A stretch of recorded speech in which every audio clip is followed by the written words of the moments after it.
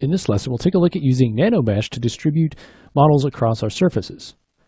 So I've gone ahead and added a little platform here just with our Z modeler and primitives, just like we did before. And so what I want to do is scatter some gears around on the floor. So the first thing that I want to do is I want to save out one of the gears to use as a mesh. So I'm going to go into that particular insert mesh brush and choose the gear that I want to use. And so let's see, maybe one of these, something like this maybe. Okay, now with that selected, I'm going to go ahead and choose our polymesh star.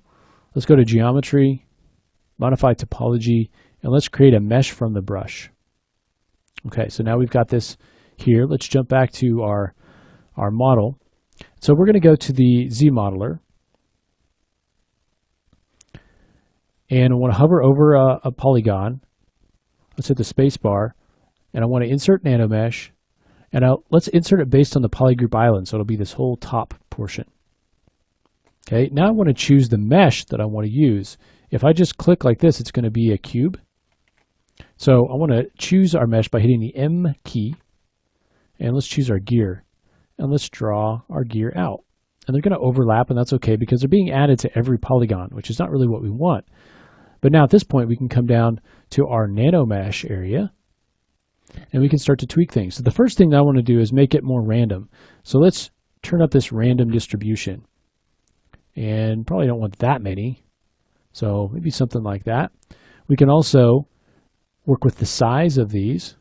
So I can make these bigger or smaller.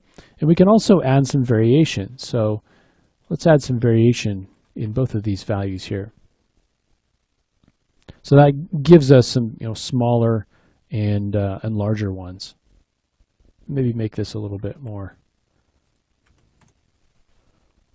So something like this. Now, if you have some that are overlapping, or if you don't like the way that they're distributed, you can always go in and change the random seed as well. And you have options to change offsets and rotation, so you can really create some interesting effects in breaking things up. Think about things like leaves and sticks and grass and different things where you don't really want to go in necessarily and place every single one of them individually. You want to just kind of spread them out across the surface, and then maybe go in and place ones that are really important to you as far as individually where they go.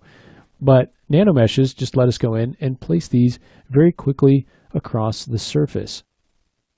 Now, if you are happy with this, so you can see that the placement is actually the plane underneath.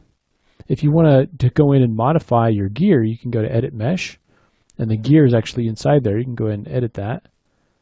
You can come back out, and then you've also got the placement, which is just this part. So you could edit your placement and modify that, and that would update. So the next thing we'll do is take a look at some advanced sculpting concepts. So we'll take our character a little bit further than we had him before. And so let's go ahead and do that next.